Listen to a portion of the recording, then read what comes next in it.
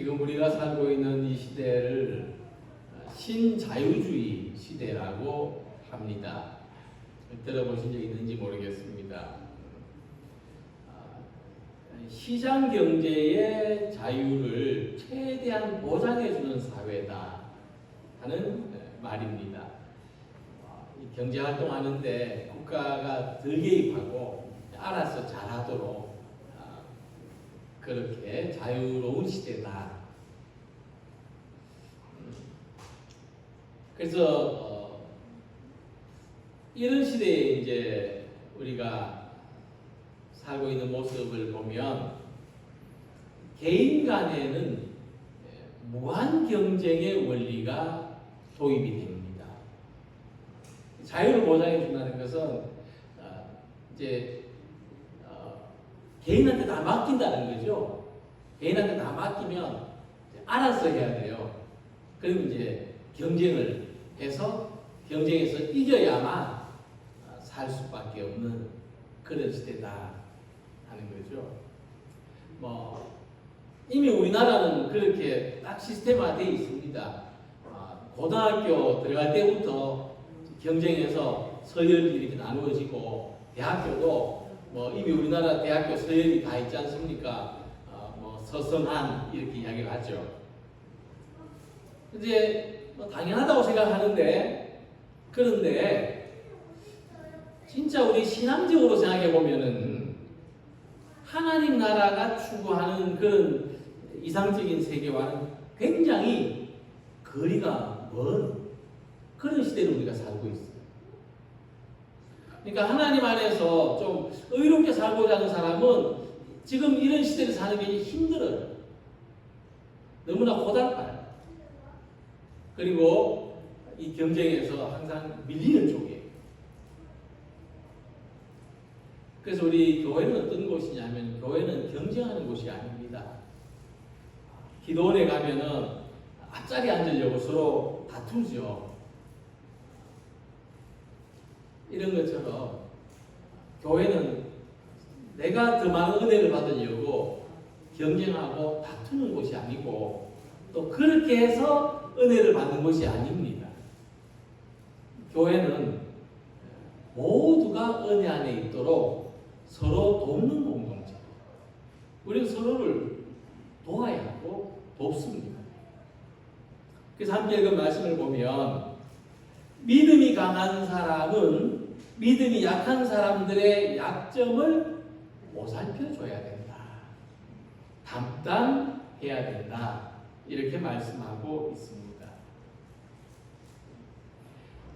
세상에는 강한 사람이 약한 사람을 지배합니다. 권력자들은 그 권력을 빼앗기기 전까지는 최대한 지배하려고 합니다.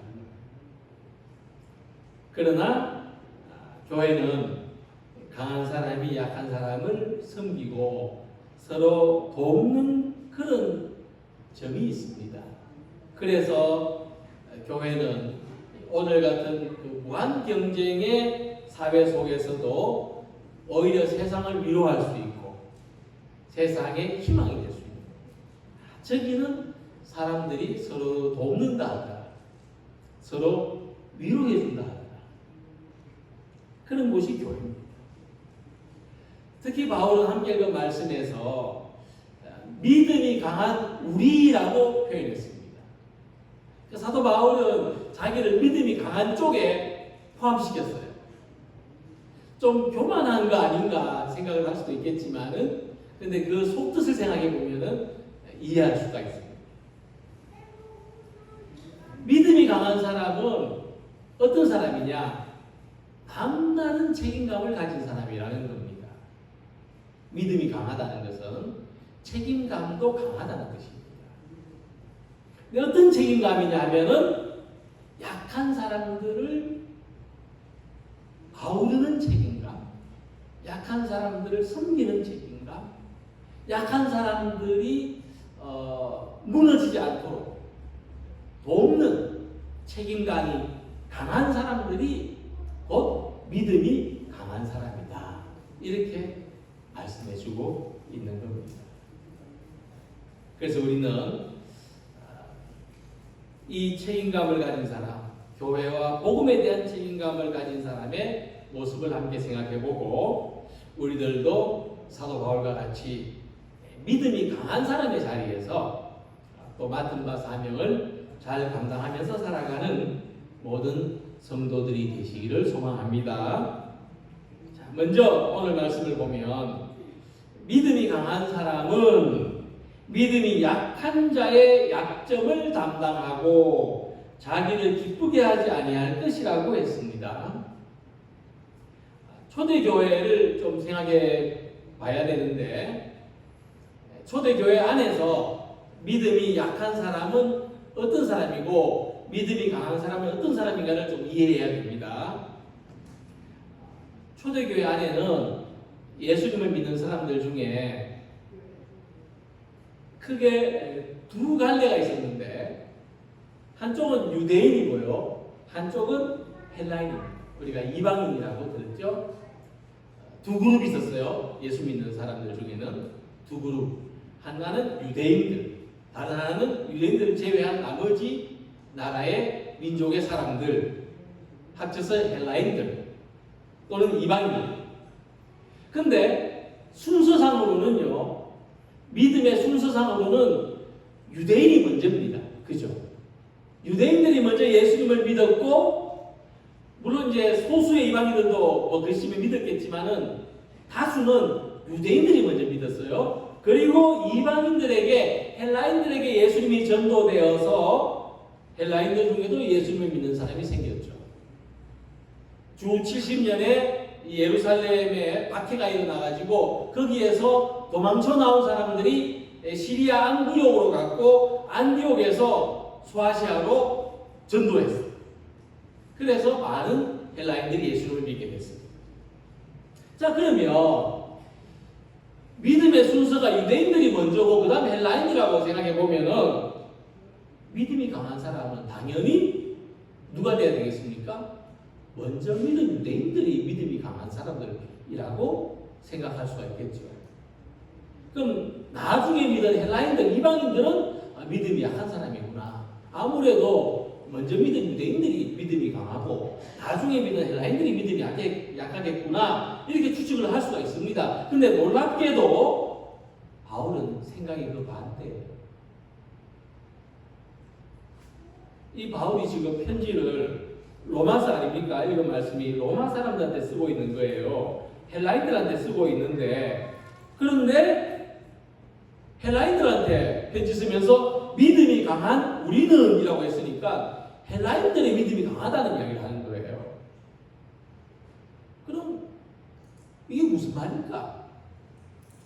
바울의 기준으로 보면은요, 사도의 기준으로 보면은 먼저 믿었다고 믿음이 강하고 나중에 믿었다고 믿음이 약한 게 아니구나.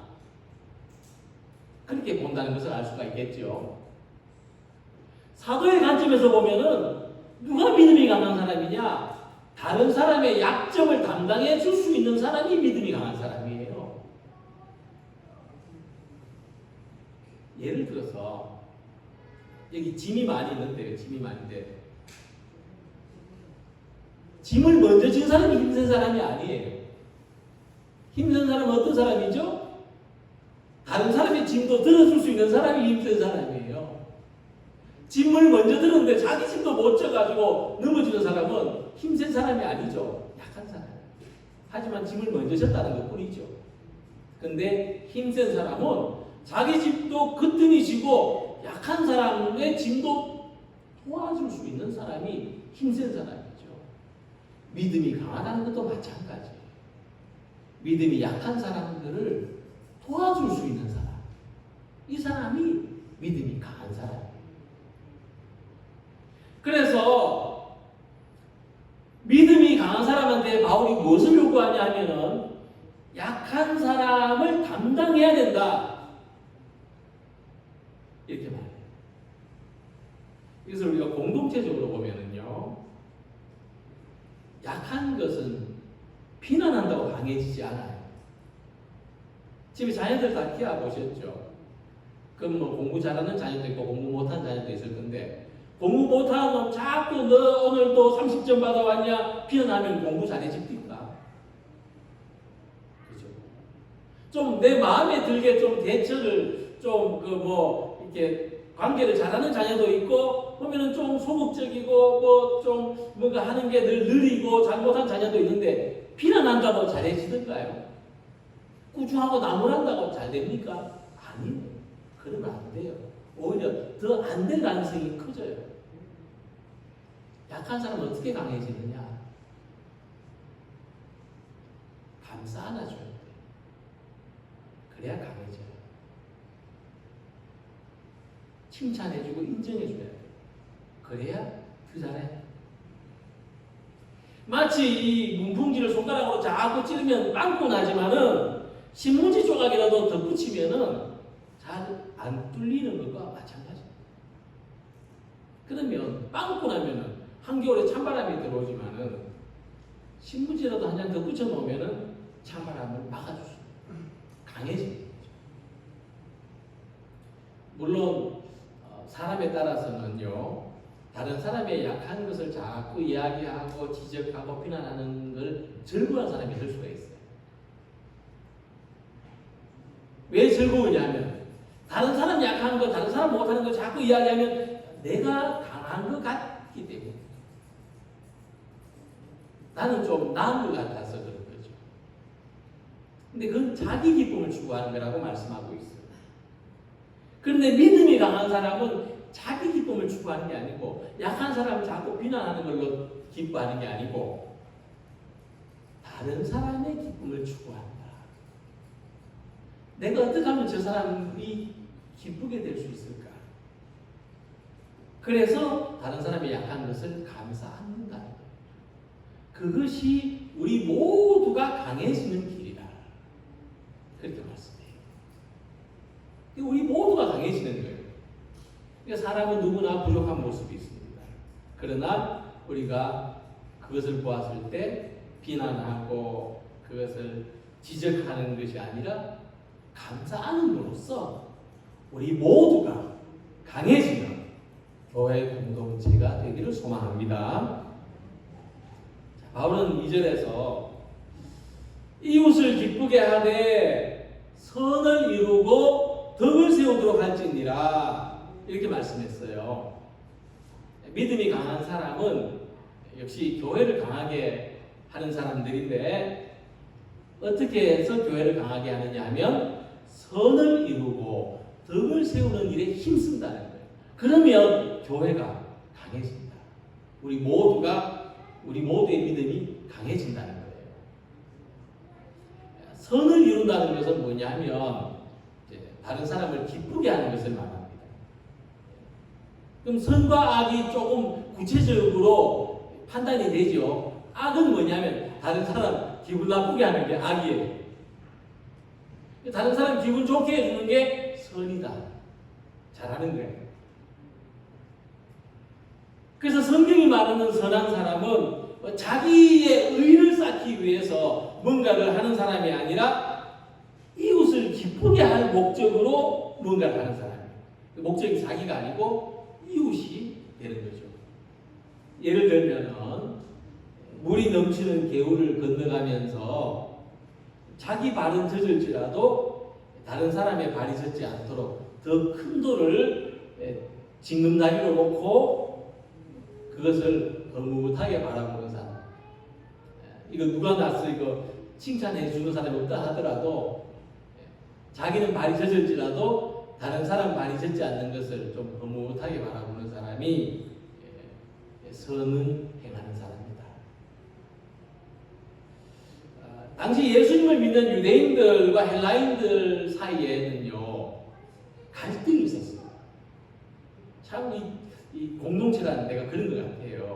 교회 안에도 갈등이 있었어요. 유대인들하고 헬라인들의 갈등이에요.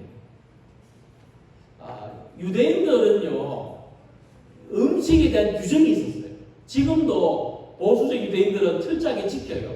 코셔라고 해서 자기들의 규정에 맞는 음식만을 먹어요. 한국 관광객들이 성지순례 가가지고 유대인 식당에서 접시에 고추장을 잡아줬대요. 고추, 볶음 고추장인가?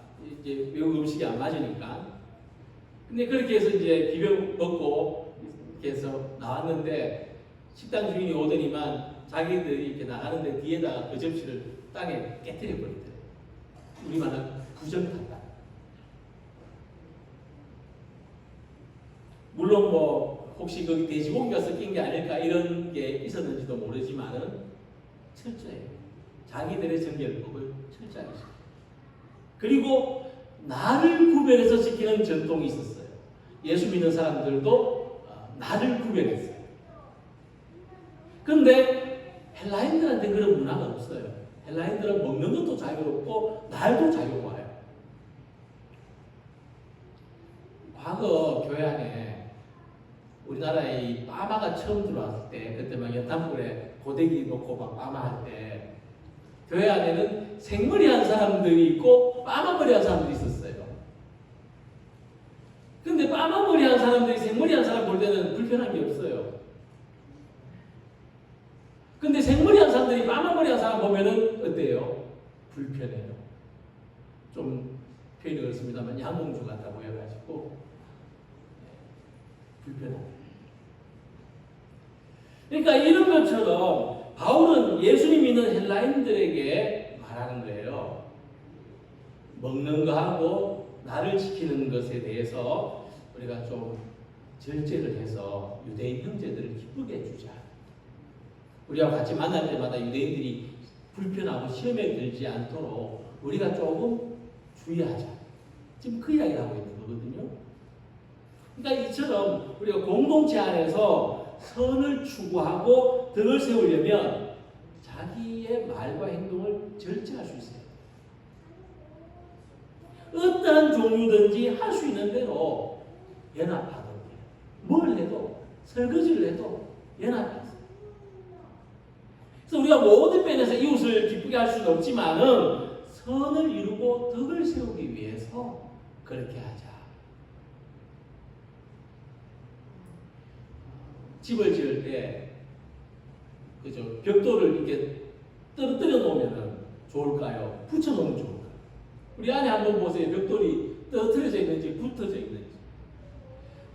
좀 떨어뜨려 놓으면 벽돌이 찢게 될 거예요. 집 짓는데 건축비가 찢게 될 거예요. 근데 그 집은 무너져요. 그런데 벽돌이 많이 들어가더라도 좀 더 노력이 소요되더라도 가까이 붙여 놓을 수. 두 개의 돌이 밀착되어 있을수록 건물은 튼튼합니다. 그래서 우리가 예수님을 본받아서 자기를 기쁘게 하지 않고 다른 사람을 기쁘게 할 때 우리가 더 밀착돼요. 더 가까워져요. 더 친해져요. 친구하고 같이 놀자고 불러놓고는 자기 좋은 것만 하면은 멀어져요. 더 멀어져요. 그런데 서로 좋은 것을 추구하면은 더 가까워져요. 정말 더 친해지죠. 무엇보다 예수님은 약한 자들의 약점을 담당하셨습니다. 우리에게 있는 대제사장은 우리의 연약함을 동정하지 못하시리가 아니요. 예수님은 어느 정도로 약함을 담당하셨냐면요. 저는 이렇게 예수님을 믿어요. 예수님은 나하고 똑같이 아파보신 분이다. 그렇죠? 우리가 각자 인간관계에서도 삶의 경험에서도 아픔이 있고 몸의 아픔이 있을 수 있는데 우리가 누구랑 가까워지냐면요. 나하고 똑같은 경험해본 사람하고 가까워져요.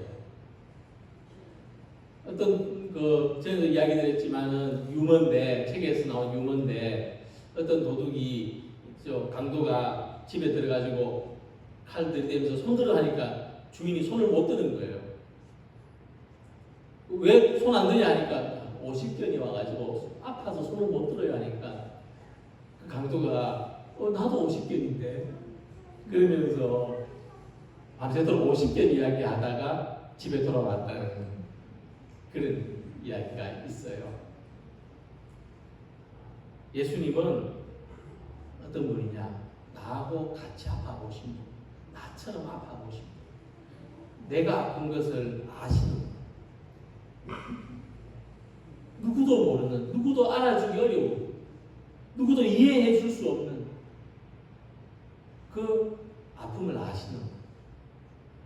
예수님은 내가 뭐 때문에 속이 상하는지 아시는 거예요. 그래서 나를 위로해 줄 수 있는 거예요. 그래서 나를 도와줄 수 있는 거예요. 이것이 우리가 선을 이루고 덕을 세우는 목적입니다. 우리 부족합니다. 우리는 어설프죠. 하지만 우리가 이 주님을 생각하면서 우리도 선을 이루고 덕을 세우는 사람, 곧 믿음이 강한 성도들이 되시기를 소망합니다.